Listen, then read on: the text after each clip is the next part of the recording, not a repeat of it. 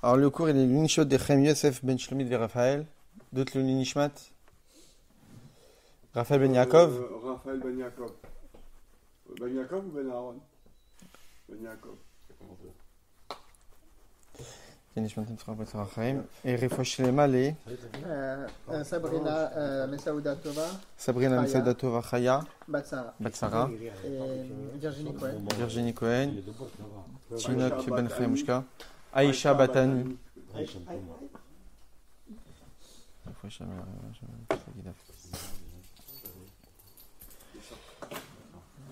On y va. Alors, la paracha de cette semaine, elle s'appelle Emor, qui veut dire parler, dire. Textuellement, c'est Emor el Kohanim, parle au Kohanim, où Dieu ordonne à Moshe Rabbeinu de parler au Kohanim de toutes les lois d'impureté qu'ils doivent respecter. On sait très bien que les Kohanim ont certaines lois pour pouvoir se rendre impurs au contact de la mort qui sont différentes des nôtres. Eux, ils peuvent se rendre impurs au contact de la mort uniquement pour les 7 personnes les plus proches dans leur famille. Et le Kohen Gadol pour personne, si ce n'est pour un Met Mitzvah. Mais nous, on va s'attarder uniquement sur le nom de la paracha, qui veut dire Emor. Le Rabbi nous dit dans la Sikha ici, que on sait très bien que tout ce qui est écrit dans la Torah est source d'enseignement, parce que la Torah veut dire Ora, enseignement pour chaque juif, en chaque période, en chaque endroit, dans notre service de Dieu, et cet enseignement-là est éternel. Il n'est pas dépendant d'une période de l'histoire du peuple juif, mais c'est un enseignement éternel pour tout à chacun qui nous concerne tous. Et c'est aussi pareil, pas seulement pour des parties de la Torah, pour des enseignements de la Torah clairs, mais aussi rien que le nom d'une paracha est source d'enseignement, tel que ça a été fixé dans la coutume du peuple juif, de dire que cette paracha s'appelle ainsi. Et donc le nom de la paracha est déjà une source d'enseignement pour nous. Il en est de même pour notre paracha qui est appelé d'après la coutume Emor. C'est-à-dire que malgré le fait que le terme de Emor, dire à qui, c'est dire au Kohanim.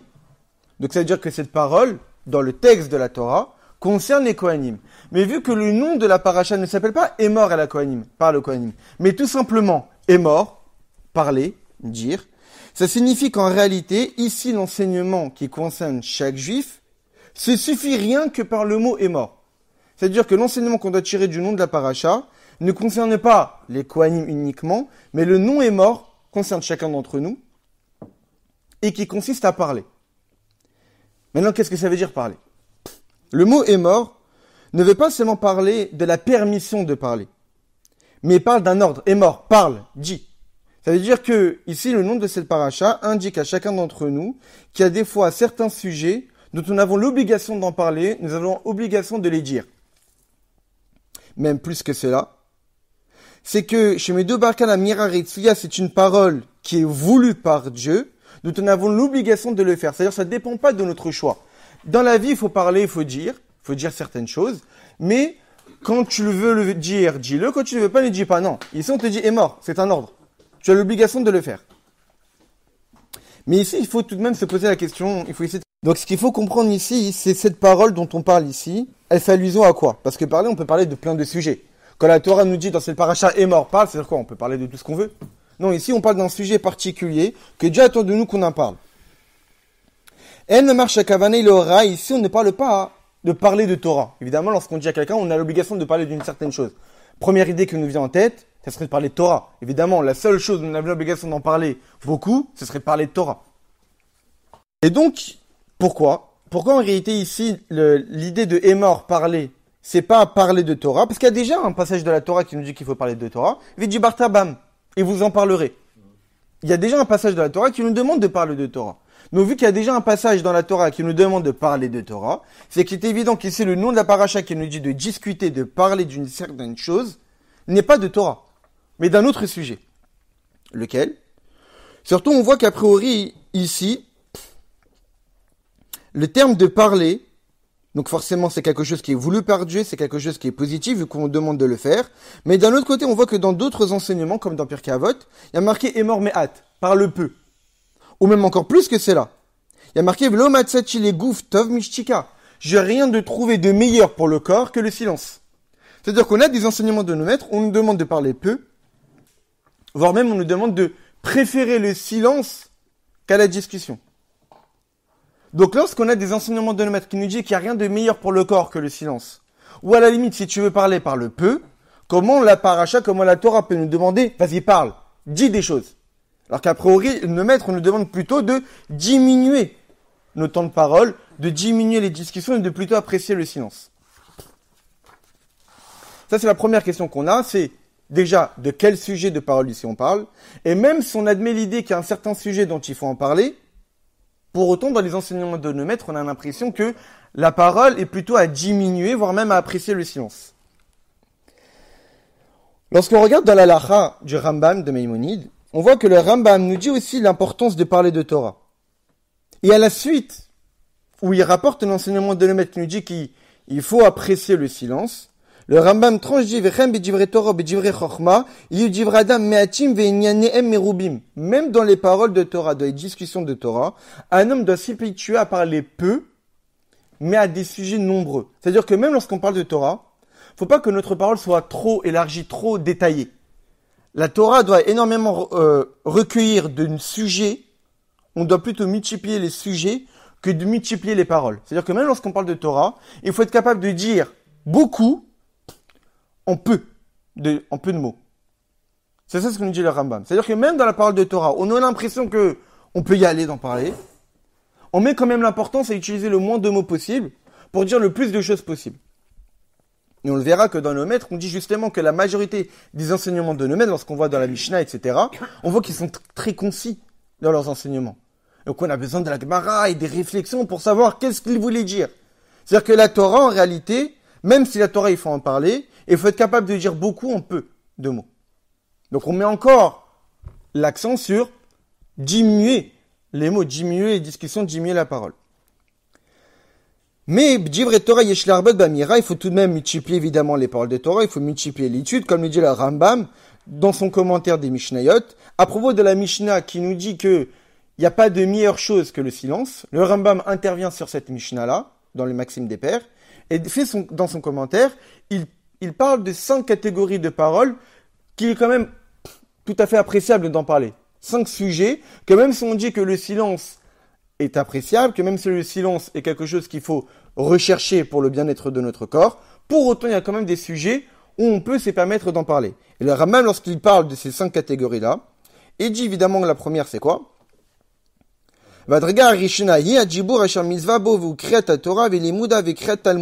Qu'évidemment la première catégorie de paroles dont on peut se permettre d'y aller, c'est évidemment les paroles de Torah, l'étude de la Torah, la lecture de la Torah. Que si l'homme avait la possibilité de parler de cela durant tous les jours de sa vie, ça serait bien. Donc parler de Torah, c'est tout à fait quelque chose de bénéfique. Même si on demande d'apprécier le silence et de rechercher le silence, mais lorsqu'on parle de Torah, il ne faut pas être avare de ça. Il ne faut pas parler business. Mais en réalité, lorsqu'on fait attention aux paroles du Rambam, la grandeur essentielle dans ce qu'il nous dit ici, c'est le tochen. C'est le fond du sujet. Le sujet est important. La quantité de paroles de Torah n'est pas si importante que cela. Mais que le sujet doit être abondant. Que Divra Rambam Shambem cherche, Ishtadu l'arbot et Inyani bemad dvarim. Il faut être capable de s'efforcer à multiplier les sujets de Torah, mais en utilisant peu de mots. Lo she'inyan befer, et non pas le contraire. De prendre un seul sujet de Torah et de parler abondamment dessus, de multiplier. Parce que généralement, lorsqu'on parle trop, lorsqu'on enlève les barrières de la parole, on peut arriver à dire des bêtises. Il faut être capable de mettre des barrières sur notre temps de parole, parce qu'au fur et à mesure où on se laisse la possibilité de multiplier la discussion sur un certain sujet, on pourrait arriver à déborder, à se permettre à dire des choses qu'en réalité, si on avait fait plus attention, on ne les aurait pas dites. Comme c'est marqué, le Olam Yeshne Adam les Talmidav derrière Ketzara. Il y a une règle dans la Gemara qui nous dit que généralement, un homme doit enseigner à ses élèves de manière concise. Parler trop, tu peux arriver à dire des bêtises. Parle de manière concise et laisse l'élève en réalité après se questionner et te poser des questions sur les difficultés qu'il a. Mais si de premier abord, toi tu te permets de trop en parler, tu pourrais peut-être y arriver à trébucher. Mais toutefois,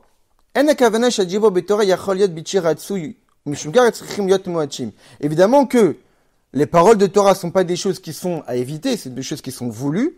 Toutefois, il faut quand même essayer d'être maître des barrières à cela. Mais en réalité, on voit l'importance et la clarté, l'intensité de la Torah en y mettant peu de mots. Pour montrer l'intensité. Lorsque on voit la grandeur de la Torah, lorsque justement, elle est difficile d'accès. Donc pour montrer la grandeur de la Torah, montrer la clarté de la Torah, la finesse de la Torah, être capable de mettre trop de mots sur certains sujets, ça pourrait peut-être diminuer l'importance de la Torah. Évidemment, il ne faut pas créer des doutes.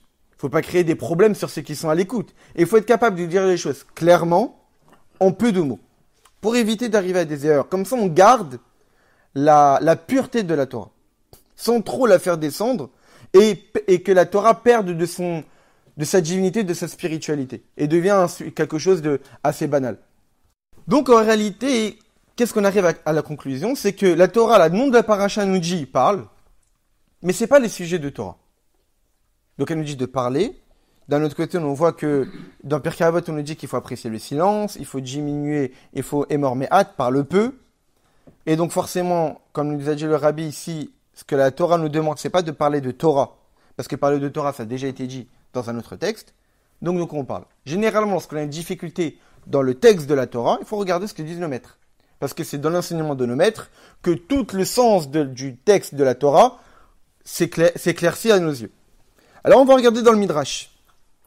Dans le Midrash, au tout début de notre paracha, sur le verset Emer à la Kohanim, donc parle au Kohanim, nos maîtres disent Imrot Hashem, Imrot Torot. Les paroles de Dieu sont des paroles saintes, pures. Imrot Basar Vadam, Enan Imrot Torot. Les paroles d'un homme, fait de chair et de sang, ne sont pas des paroles pures. Benoak Sheba Olam, l'habitude généralement comment ça fonctionne, c'est lorsqu'un roi, fait de chair et de sang, arrive dans un pays, et que donc tous les villageois, tous les citoyens de ces pays vont à son encontre, et commencent à faire des louanges à ces rois-là. À le louer, à lui divulguer toute sa grandeur, à montrer tout ce qu'il a pu faire dans sa vie, etc. Le roi, en entendant tout ce que ses citoyens, ses villageois indiquent vis-à-vis de sa venue, eh bien, il meurt l'ahem, les machar anibone lachem. Demain, je vais construire pour vous ci, je vais construire pour vous ça. Il fait des promesses. Il dit des choses pour réjouir la masse, alors dire, je serai là pour vous, je vais faire ci. Le soir, il va dormir et il se réveille pas. Echanou, vechanim rotav, où il se trouve cette personne-là? Où il se trouvent les paroles, les promesses qu'il a indiquées au peuple? Ah bah la Kadosh Baruch Hu nochen, mais Dieu il est pas comme ça. Lui. Et là Hachem et le Kimemet, on dit que Dieu est un Dieu de vérité. On sait très bien que par définition la vérité c'est quelque chose qui est immuable. Dieu est immuable, Dieu est toujours là, il a toujours été, il sera toujours là. La Maou Emet, pour quelle raison on dit de Dieu qu'il est Emet? Amarabi Avin Chu Elokim Chaim o Melech Olam, parce que Dieu est un Dieu de vie qui vit éternellement. C'est-à-dire qu'un homme, lui, lorsqu'il parle, il a peut-être été sincère dans ce qu'il dit, mais concrètement, il n'est pas maître de ses paroles. Ses paroles ne vont pas forcément se réaliser. Il a pu dire des choses un jour, et le lendemain, malheureusement, il n'est plus là. Dieu, lorsque lui dit quelque chose, à partir du moment qu'il est éternel, évidemment que ce qu'il a dit, ça se concrétisera. Ces paroles, ce sont des paroles qui sont pures, qui ne sont pas limitées, qui sont vraies. Mais ça va beaucoup plus loin. Étant donné que tout juif, lui aussi est appelé Chaim, tout juif est appelé un être vivant. Comme c'est marqué, Vatem advekim b'Hashem Elokechem, Chaim kulechem hayom. Puisque vous êtes attachés à l'Éternel votre Dieu, alors vous êtes appelés des êtres vivants. Et donc, puisque nous sommes attachés à Dieu, et donc nous sommes appelés aussi vivants, porteurs de vie, on comprend de là que même chez le juif, Yeshamir ala zolet Torah, lorsqu'un juif parle, sa parole est aussi pure, au même titre que la parole de Dieu, si on peut s'exprimer ainsi. Et donc de la même manière que lorsque Dieu parle, ça se réalise, ça se concrétise, lorsqu'un juif parle, aussi ça se réalise et ça se concrétise. Même plus que ça. Il y a marqué Tzadikim demim leboram, les tzadikim ressemblent à leur créateur. Qu'est-ce que ça signifie? Lorsque Dieu parle, pas seulement il dit quelque chose, donc par la suite ça va se réaliser.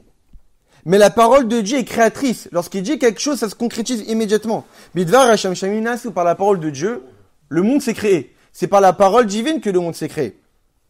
Basarama Marot Nivra Olam, par les 10 paroles, le monde a été créé. Donc lorsqu'un roi parle, comme on avait donné l'exemple. On espère que par la suite, la promesse qu'il a faite au peuple, ça va se réaliser. On avait dit que vu qu'un homme ne maîtrise pas sa vie, on ne peut pas l'appeler un être vivant pour l'éternité. Un jour, il dit quelque chose, mais le lendemain, qui nous dit qu'il sera là? Dieu, lui, qui est tout le temps là, il est éternel, il a toujours été, il sera toujours là. Donc, quand il dit quelque chose, ça va se réaliser.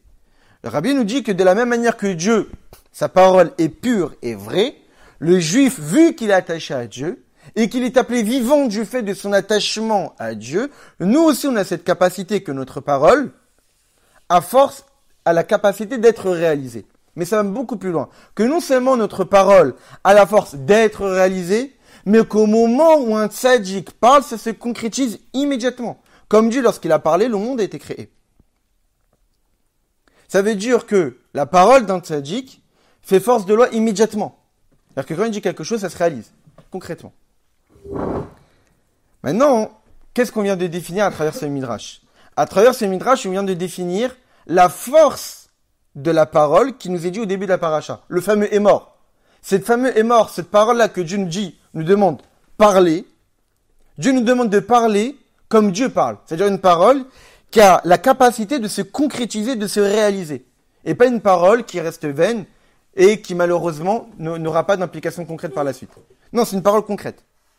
Maintenant, quel est le type de parole qui aura cette force de se concrétiser et que Dieu attend de nous au début de la paracha de pouvoir l'exprimer? Alors Rabbi nous dit, il suffit de voir la suite du Midrash. Que nous dit le Midrash? Il raconte une histoire.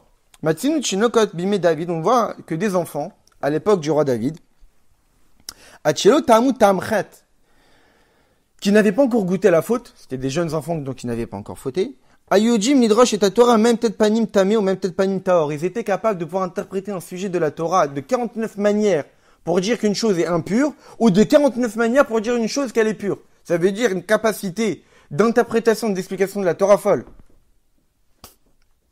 David Metzli Léon et David Amelech, ils priaient pour eux.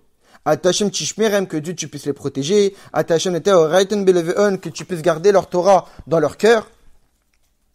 Que tu puisses les protéger de la génération.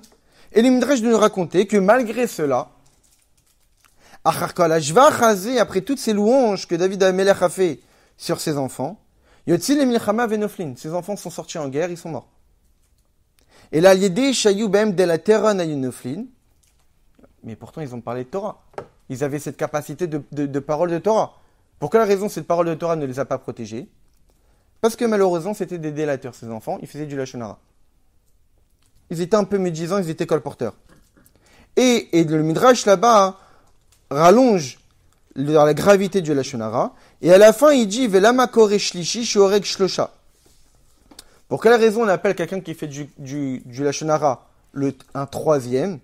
Parce que celui qui fait du Lashon Hara, il tue 3 personnes. Celui qui le dit, celui qui l'écoute, et la personne sur qui on parle. 3 personnes sont tuées. 3 personnes sont tuées lorsqu'une personne fait de la médisance ou parle mal sur un autre. Il y a la personne qui parle mal, la personne qui écoute ça, et la personne sur qui on parle. Et donc de ces midrash, qu'est-ce qu'on voit? On voit qu'au tout début, on nous a dit dans ces midrash, parle. On nous a indiqué la force de cette parole-là dont on parle. C'est une parole qui est pure, qui est vraie, et qui aura la capacité de se réaliser, de se concrétiser. Qu'est-ce qu'il nous dit par la suite dans le Midrash, la fameuse histoire avec les enfants? On nous indique qu'est-ce qu'il ne faut pas dire. Parce que malheureusement, ces enfants se sont permis de faire du Lashon Hara, et il y a eu des conséquences négatives sur eux, malheureusement, que Dieu nous en préserve. Donc de là, on en déduit que puisque dans ce Midrash, sur le verset qui nous parle de Émor parle, on nous a dit que voilà ce qu'il ne faut pas faire. Donc en réalité, quel est le Émor? Quelle est la parole que Dieu nous ordonne au début de la paracha? Voilà ce dont il faut le parler. C'est le contraire du Lashon Hara. Ça veut dire quoi? C'est Sha'amira Atova Varetsuya, la bonne parole et celle que Dieu attend de nous qu'on fasse. C'est celle qui est le contraire du Lashon Hara. Ça veut dire parler bien sur les autres. Au début de notre paracha, le nom de la paracha est mort. Dieu demande à chacun d'entre nous, parle bien sur un autre. Et force-toi à dire du bien sur ton entourage. Et cette parole-là elle-même aura la force de se concrétiser. C'est-à-dire que tes paroles, qui sont belles, que tu loues ton camarade, que tu loues ton entourage, ne te dis pas que c'est juste des paroles vaines. on te dit qu'en réalité, cette parole que tu diras de bien sur l'autre va faire en sorte que l'autre deviendra quelqu'un de bien. Ça va lui développer ses capacités positives. De la même manière que lorsque Dieu a dit quelque chose, le monde a été créé. Lorsqu'un juif dit du bien d'un autre juif, la personne sur laquelle j'ai dit du bien deviendra quelqu'un de meilleur parce que j'ai dévoilé quelque chose qui était caché.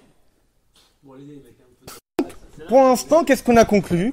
On a conclu que le Hémor, le nom de notre paracha, nous indique parle bien sur les autres, et cette habitude de parler positivement sur ton entourage, de dire du bien sur ceux qui t'entourent, et parce qu'à travers cette bonne parole-là, ce bien-là va se concrétiser, sera quelque chose qui va se réaliser. Pour l'instant, c'est ce qu'on a appris sur le Hémor. Maintenant, pour essayer de vraiment comprendre ici l'enseignement du début de notre paracha, on va rapporter les enseignements du Rambam dans les Lechot Deot, dans les lois Deot. Dans le Mishneh Torah, le livre du Rambam, de loi, il est composé de 14 tomes. Dans le premier tome, il y a des lois ce qu'on appelle les relations humaines, les Lechot Deot.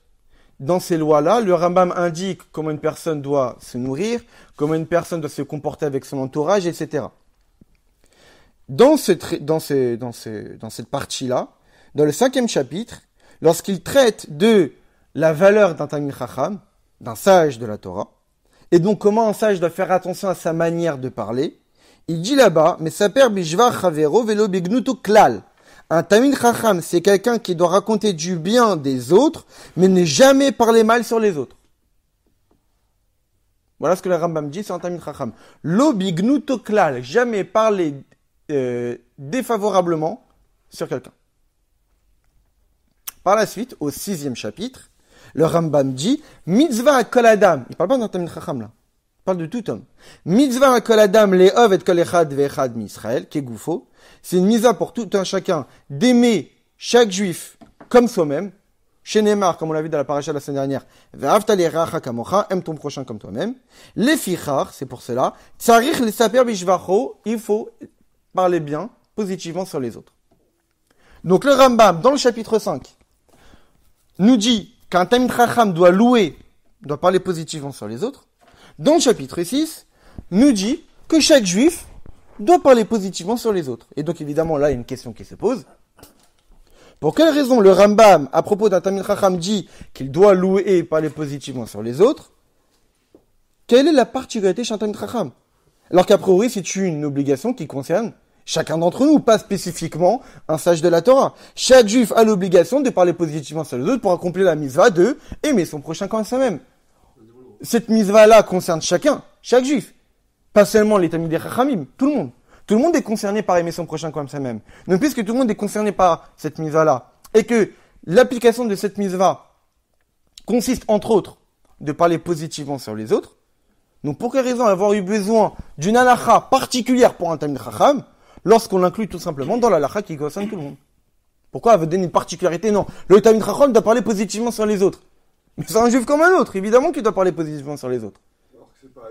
Mais pas tout une telle nachive, le rabbi dit qu'à priori, tout simplement, on pourrait dire. La différence entre ces deux lois, dans ces deux chapitres-là, c'est quoi? Dans le chapitre 5, le Rambam traite des lois qui concernent le Talmid Chacham par rapport à son comportement. Comme il dit au tout départ de ces chapitres, le Rambam nous dit que de la même manière qu'un Chacham, un sage, il est reconnu par sa sagesse, par ses connaissances, et il est différent à travers ses connaissances des autres. De même, il doit être connu par ses actes, par sa parole, par sa manière de manger, par sa manière de marcher, par sa manière de travailler, par sa manière de dormir, etc., etc. Le Rambam fait une liste de 10 choses. À travers ces 10 choses-là, on doit y voir que c'est un Talmid Chacham. Un Talmid Chacham, c'est pas juste quelqu'un qui connaît. Un vrai Talmid Chacham, il doit se différencier des autres sur 10 choses. Même dans sa démarche, on doit voir que c'est un Talmid Chacham. Dans sa manière de parler, on doit voir que c'est un Talmid Chacham. Pas forcément parler de Torah. La manière de parler. Et dans plein d'autres choses. Donc, le Rambam fait la liste des choses où on doit avoir une marque que c'est un Talmid Chacham qui est différent des autres. Donc, dans ces chapitres, on met l'importance sur le comportement qu'un Talmid Chacham doit avoir dans son quotidien. Donc, là-bas, on parle de quoi? On parle des grandeurs intrinsèques au Talmid Chacham qui le différencient des autres. Au Kvishimitsen, un Rambam ici m'appelle comme le Rambam le dit à la fin du chapitre. Vadam shosekol amasim ha'ilu vekautse ba'en, alav akatuvomer est un homme qui se comporte ainsi, donc en respectant toutes les définitions, toutes les caractéristiques que le Rambam donne. Sur lui, le verset dit, Vayomer li avdi ata. Dieu dit, toi tu es mon serviteur, Israël. Asher becha et père, et c'est par toi que je suis glorifié. C'est-à-dire quelqu'un qui adopte ce comportement-là, Dieu se glorifie de son comportement. Dieu est honoré par lui. Mais Shum Shu Tamin Chacham, Dieu fait que c'est un Tamin Chacham, que c'est un sage. Alors, il se doit, Trichim Yot Etzlo, chez lui, il doit avoir quoi? Kalamasi Maelu, tous ces actes-là, les 10 détails que le Rambam donne, Naim Untunkanim Beyoter, ça doit être un comportement qui est beau, qui est agréable, le plus possible.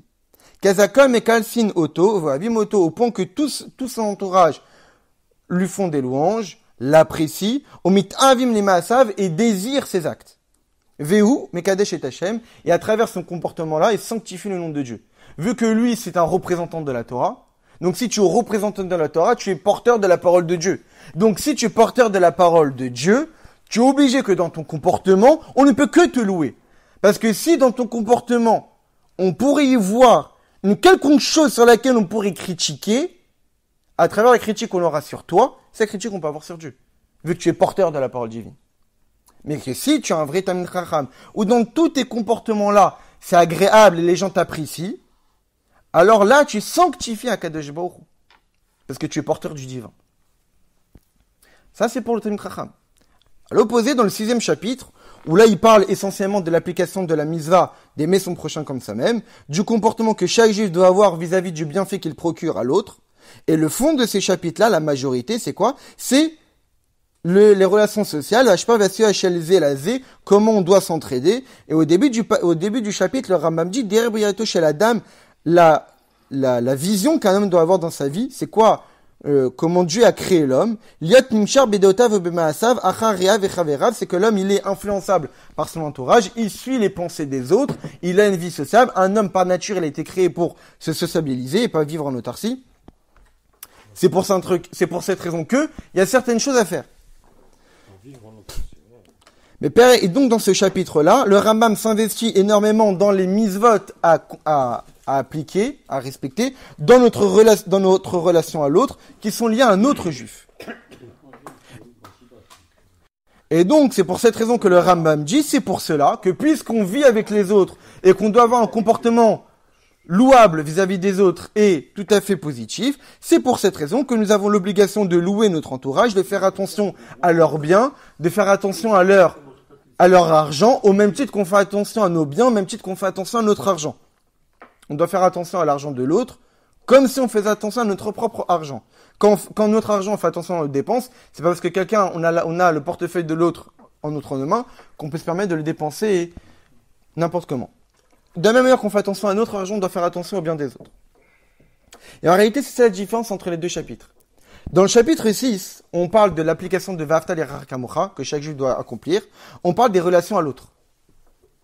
De notre comportement à l'autre. Comment réaliser cette mitzvah-là d'aimer son prochain comme soi-même. Comment honorer l'autre. Comment faire en sorte que l'autre se sente bien en ma présence. Comment je dois faire attention à son argent. Comment je dois faire attention à ses biens. Donc l'utilité que j'apporte à l'autre. Que l'autre ressente que je suis utile pour lui et que l'autre est aussi utile pour moi et qu'on crée une bonne harmonie entre nous. Ça veut dire quoi faire attention? Donc ça, c'est dans le chapitre 6 qui concerne chacun. Mais dans le chapitre 5, on demande au Tamin Chacham de louer son entourage. C'est pas par rapport au bienfait qu'il va apporter à l'autre. Ce que dit le Rambam au Tamin Chacham, loue les autres. Non pas par rapport au bienfait que tu vas apporter à l'autre. Au bienfait que tu vas apporter à l'autre, c'est dans le chapitre 6. Tu fais partie des Juifs, tu vas devoir louer les autres par rapport au bienfait que tu vas lui apporter. Mais en tant que Tamin Chacham, vu que ton comportement indique une sanctification du nom de Dieu, tu peux pas te permettre de ne pas louer les autres, tu peux pas te permettre d'avoir un comportement agréable et apprécié par les autres, parce qu'à chaque fois que tu as un comportement agréable et apprécié quand tu loues les autres, Dieu est loué à travers toi.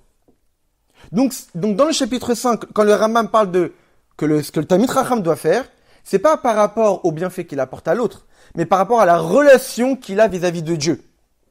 C'est que pas forcément tout juif a ça. Tout juif, à travers son comportement, n'a pas forcément autant d'importance, de sanctification de nom de Dieu qu'un Talmid Chacham, qui est une Torah vivante qui marche. Donc dans le chapitre, on parle de Vaftal et Chakamocha. Un Talmid Chacham a les mêmes obligations que n'importe quel autre juif, de louer, de parler positivement sur les autres.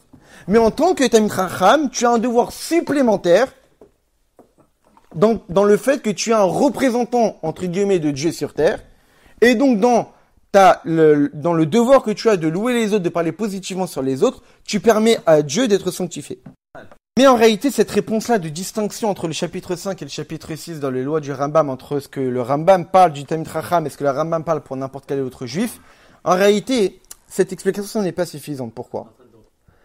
Parce que, à propos du Talmid Chacham, le Rambam rajoute, il dit pas seulement que le Talmid Chacham doit louer les autres, parler positivement sur les autres, il dit encore plus, il rajoute, Velo bignuto klal.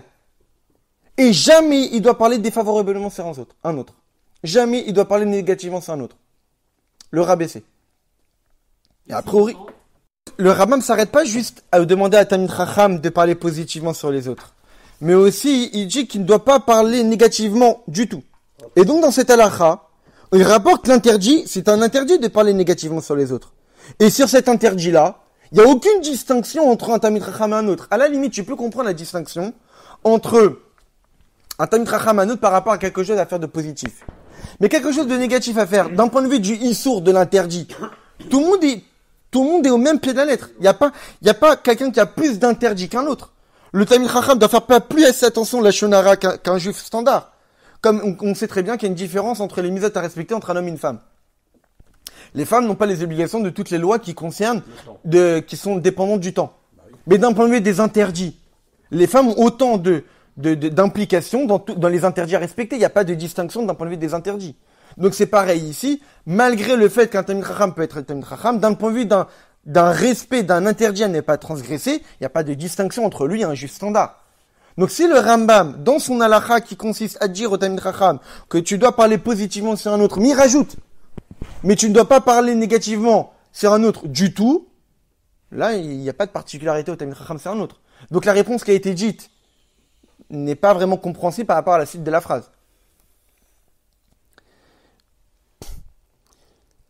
Alors, et même si tu veux dire qu'en réalité ici le Rambam veut mettre l'accent que un Talmid Chacham, non seulement il ne doit pas parler négativement sur un autre, mais il ne doit jamais parler négativement du tout, même lorsque ce n'est pas du Lashon Hara. Parce que le Rambam, il dit klal.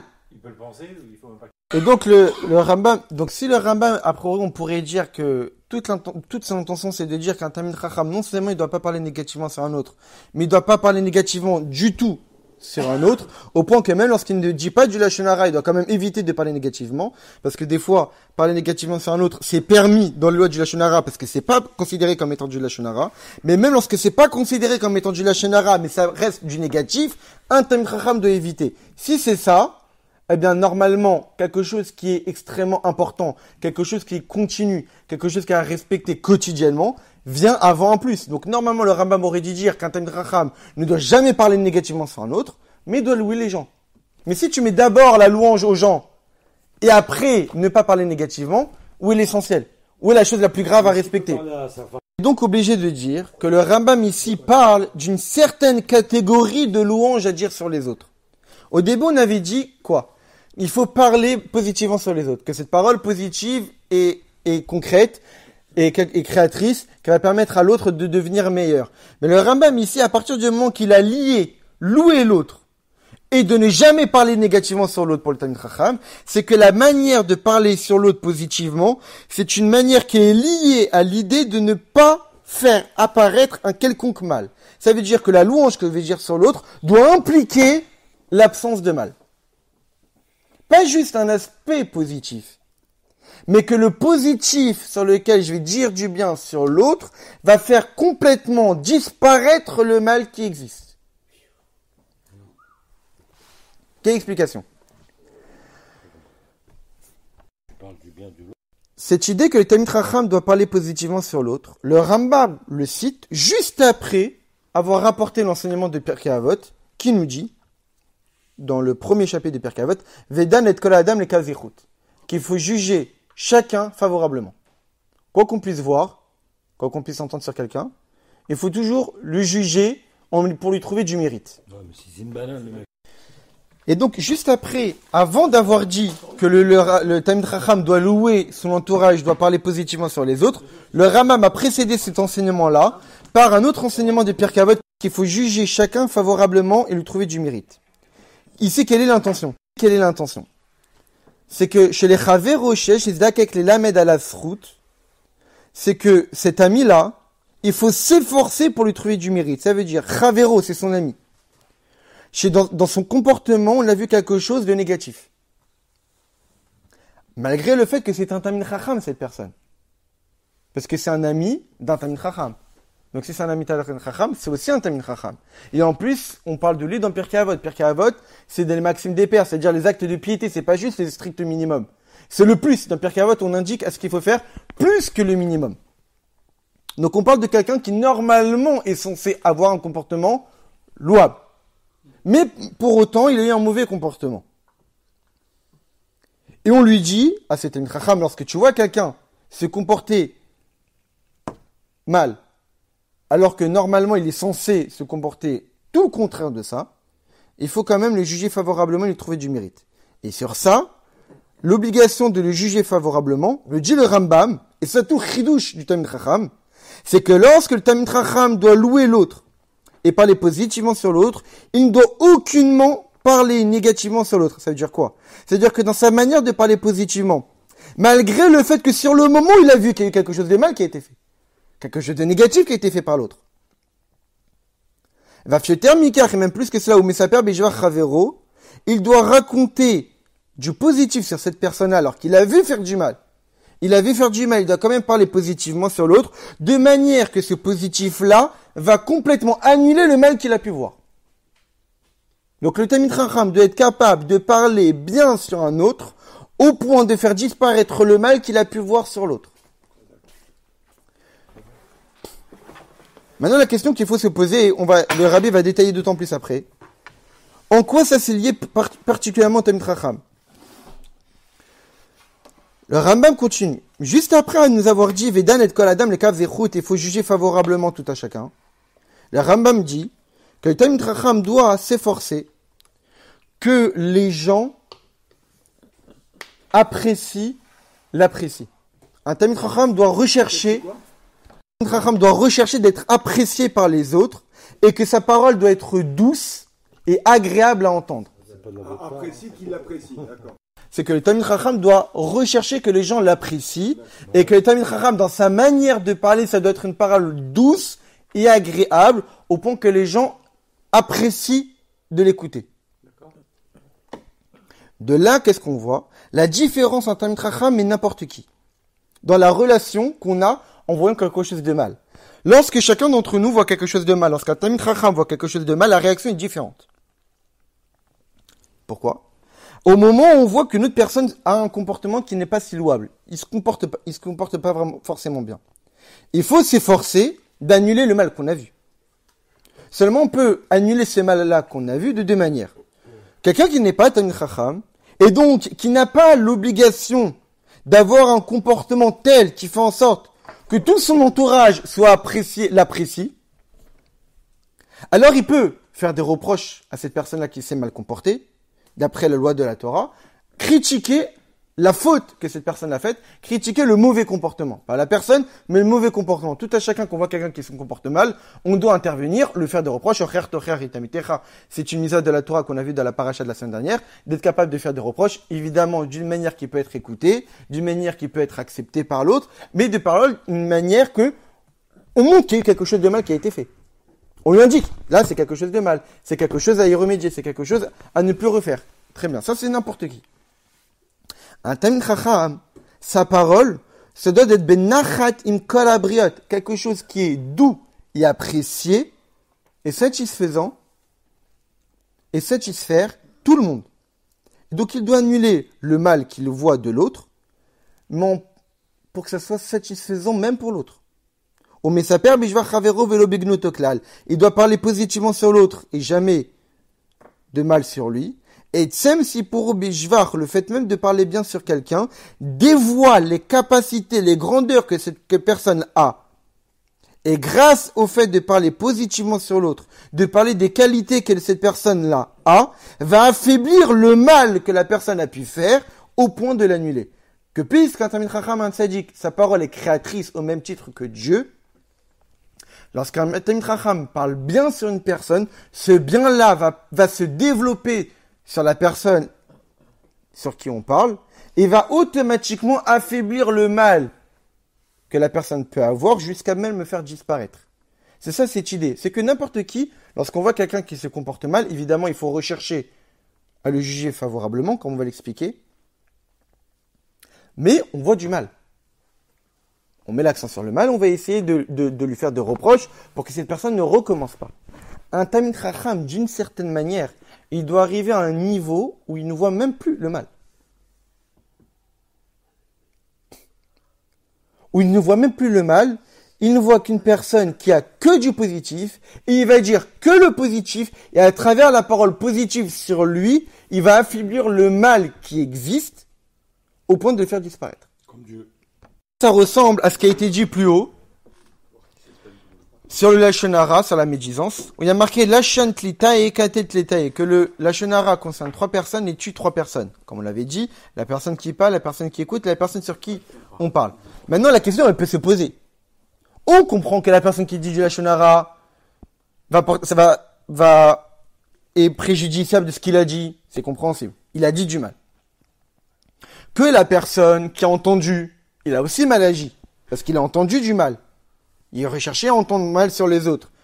Ça peut être une avéra, il va en subir les conséquences, on peut comprendre. Mais la personne sur qui on parle, elle n'a rien demandé. Elle n'a pas participé à ce Lashon Hara là. Pour quelle raison il va subir du Lashon Hara d'un autre?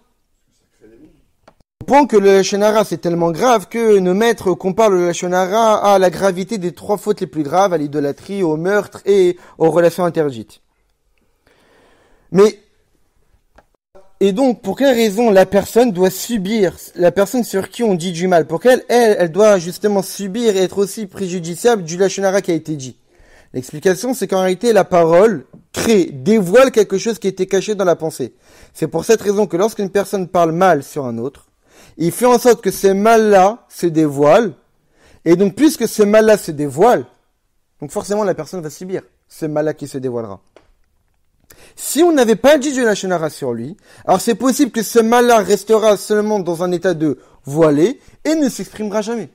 Et puisqu'il ne s'exprime pas, alors il n'aura pas d'effet néfaste sur la personne.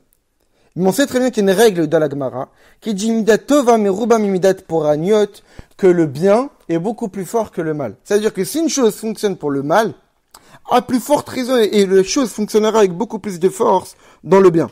C'est-à-dire que si des gens parlent mal sur un autre, ça peut lui porter préjudice, à plus forte raison dans le bien, que lorsqu'on parle des qualités d'une personne, que lorsqu'on parle de sa grandeur, lorsqu'on parle positivement sur lui, alors évidemment que ça aurait une bonne influence sur lui.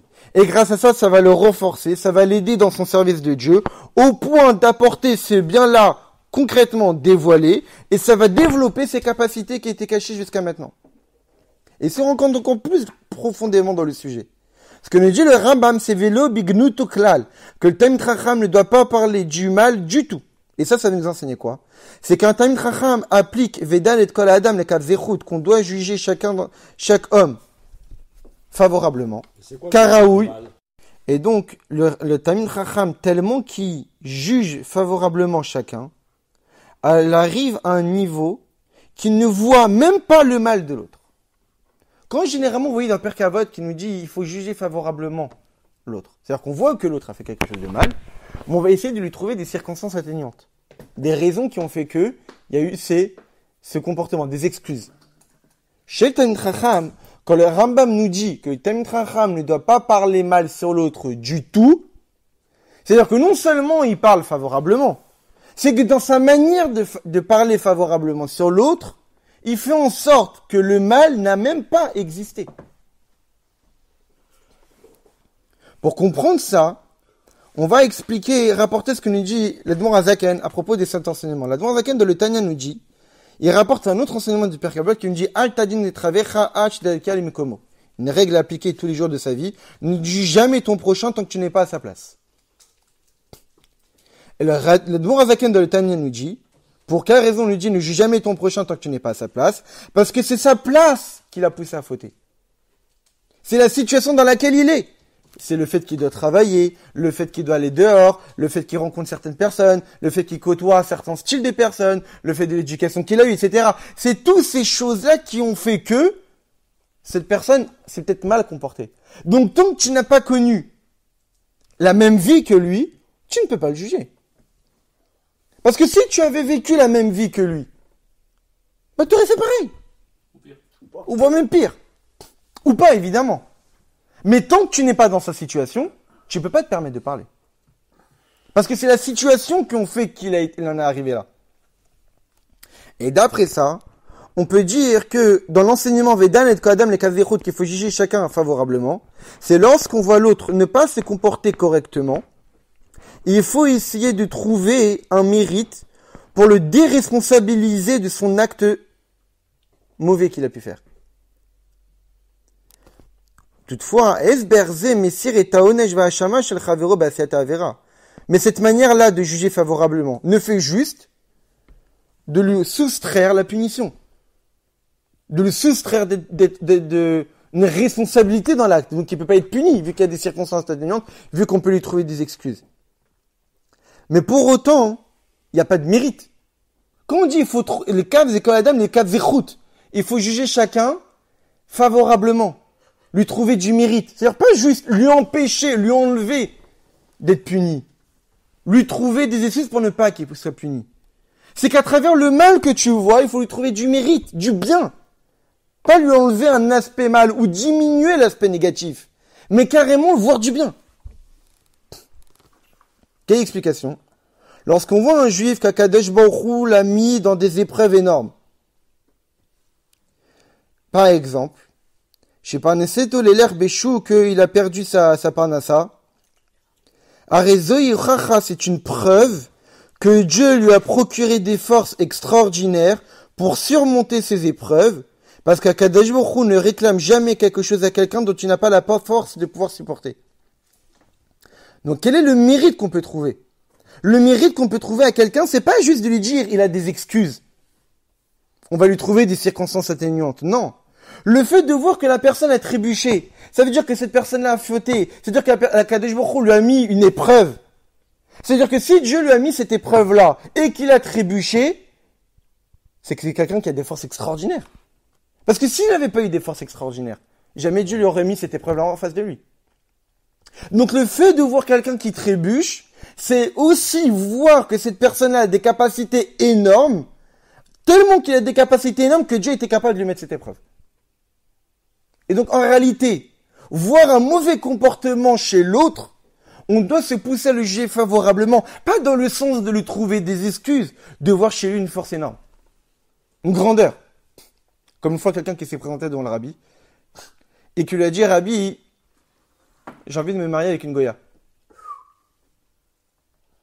Que le rabbi lui a répondu? Je vous envie. Pourquoi? Parce que si vous avez cette envie, cette épreuve de vous marier avec une non-juive, c'est que Dieu vous a donné les forces de ne pas le faire. Moi, j'ai pas cette envie, donc peut-être j'ai pas ces forces.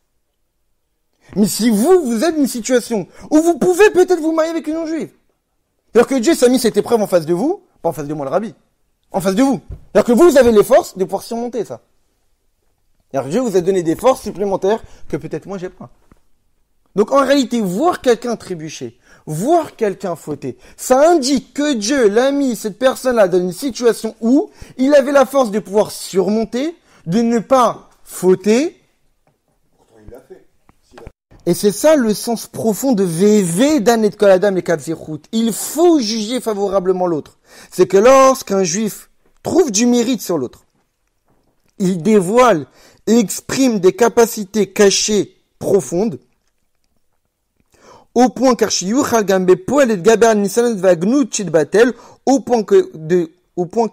de lui avoir trouvé du mérite et de lui parler et de juger favorablement l'autre, ça permet de renforcer le bien qui est en lui. Ça permet en réalité de faire en sorte que cette personne-là, du fait que le bien est en lui, s'est renforcé, il ne trébuchera plus.